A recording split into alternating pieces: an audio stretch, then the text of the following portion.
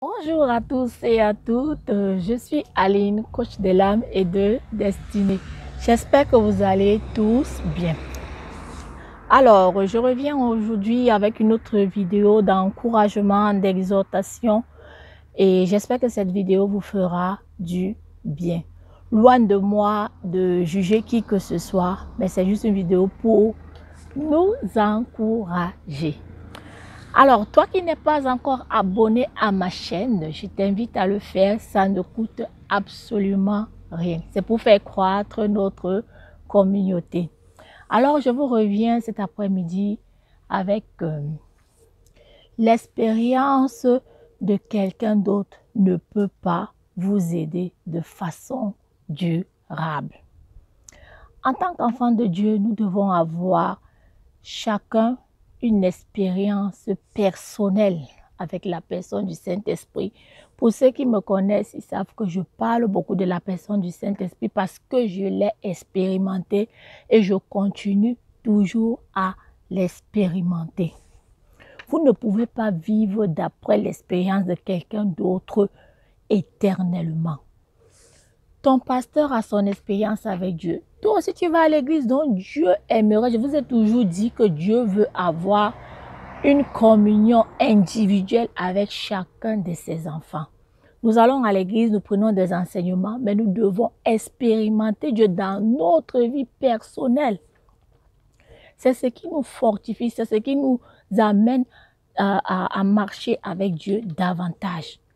Et j'ai fait ce constat parce que moi-même, je l'ai vécu, que quand j'allais à l'église, quand j'étais au Cameroun dans les années 2000, et que je traversais des moments difficiles, même aller à l'église, c'était devenu un poids pour moi parce que j'allais à l'église, j'écoutais des enseignements, mais ces enseignements-là, je ne les vivais pas. Et d'où ma frustration. Cela m'a tellement frustrée que j'ai tout mis de côté et je me suis décidée de rencontrer Dieu. J'ai dit à Dieu, Dieu, je dois te rencontrer parce que là, ma vie, rien ne va. Ce n'est pas possible, Seigneur. Seigneur, l'or et l'argent t'appartiennent. Mais moi, voici qui est en train de mourir dans la galère.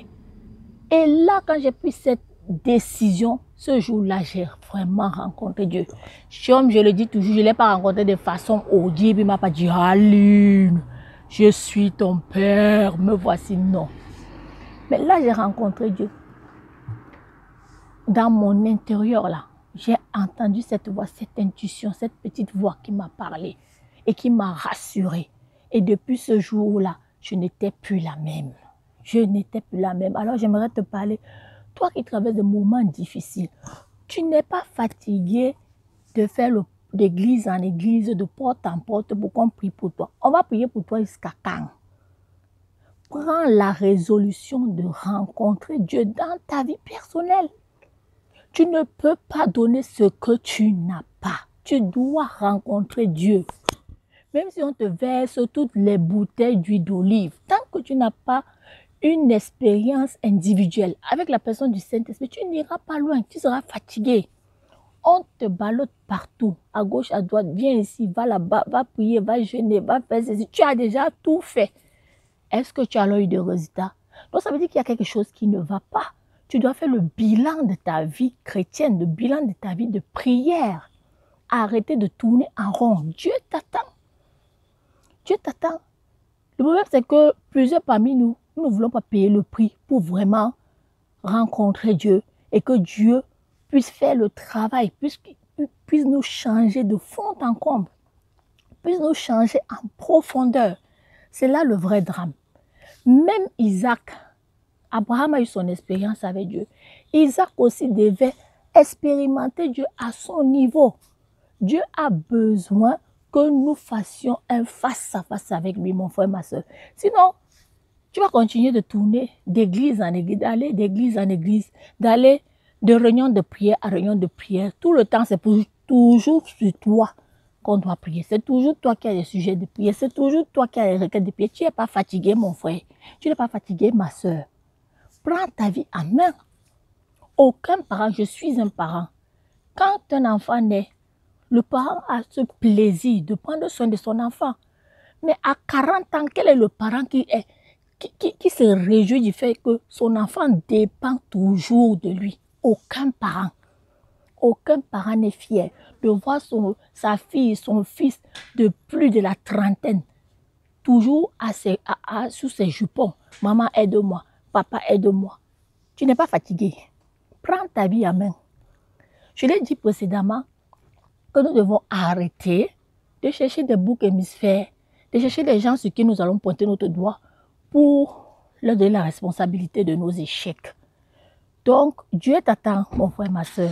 J'espère que cette vidéo va t'édifier, va t'encourager. Je ne suis pas là pour vous flatter, mes frères, mes soeurs. Je suis là pour vous challenger. Alors, prends ta vie en main et va chercher Dieu. Rencontre-le. Quitte ton lit de paresse. Va chercher le travail. Va, fonce, fonce, fonce. Personne ne le fera à ta place. Les années ne font que défiler. Toi-même, tu les vois. Les années passent, les années passent. Aucun souhait. Ce n'est pas la nouvelle année qui change la vie de quelqu'un. C'est toi-même qui prends la décision de changer ta vie. Et le bonheur que tu cherches là, je dis, tu en es responsable et ça dépend de toi.